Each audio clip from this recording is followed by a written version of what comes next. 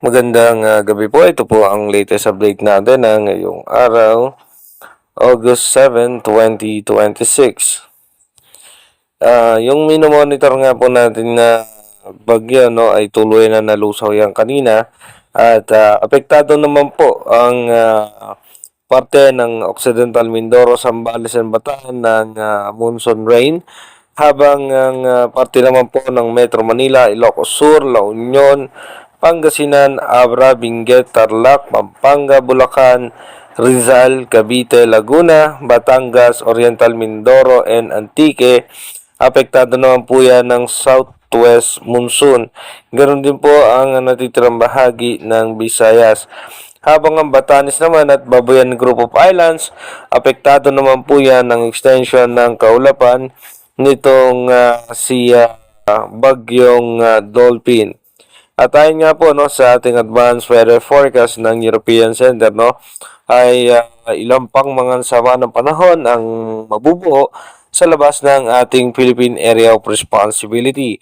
Kaya mag-ingat nga po yung ating mga kababayan para nga po sa mga posibleng pagbaha at pagguho ng lupa. Patuloy nga pong makakaranas ng pag-ulan ng western section ng ating bansa dahil nga po dito sa bagyong Dolphin. Makikita naman natin sa ating rain map na ito po ay malaki at hinahatak po nito yung habagat.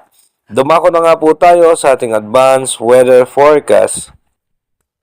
Dito po sa ating advanced weather forecast, expected na nga po natin bukas makakaranas pa rin po tayo ng pag-ulan sa western section ng ating bansa habang may sama na nga ng panahon ulit dito po sa labas ng ating Philippine Area of Responsibility at yung isa ay nasa parte ng Japan.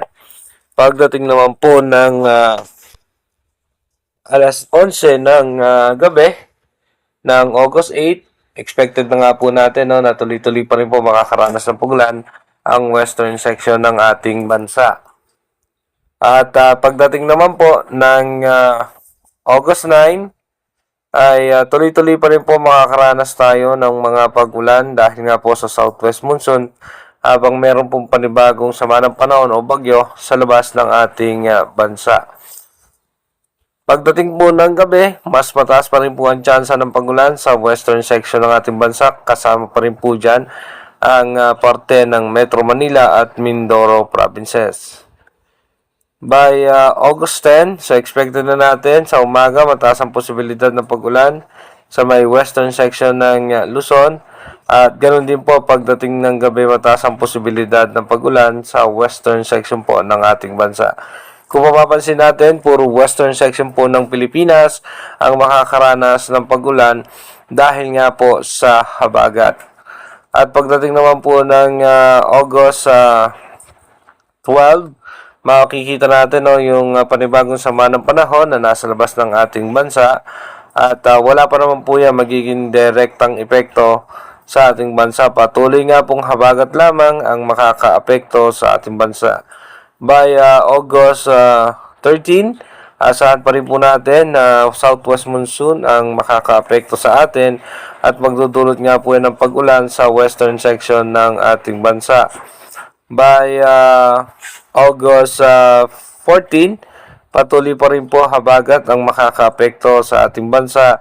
At pagdating naman ng August 15, asahan nga natin na magkakaroon na naman ng posibleng panibagong sama ng panahon na mabubuo sa labas ng ating bansa. Pero yung mga mabubuo nga po sama ng panahon ay mababa naman ang tsansa na tumama sa kalupaan dito nga po sa ating bansa.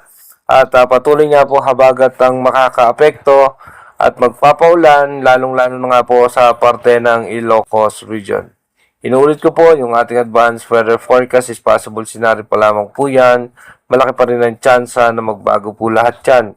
Kaya manatili tayong tumutok sa ating advanced weather forecast para malaman natin yung mga posibleng sama ng panahon na makakaapekto sa ating bansa. Mag-iingat po tayo palagi. God bless po sa ating lahat.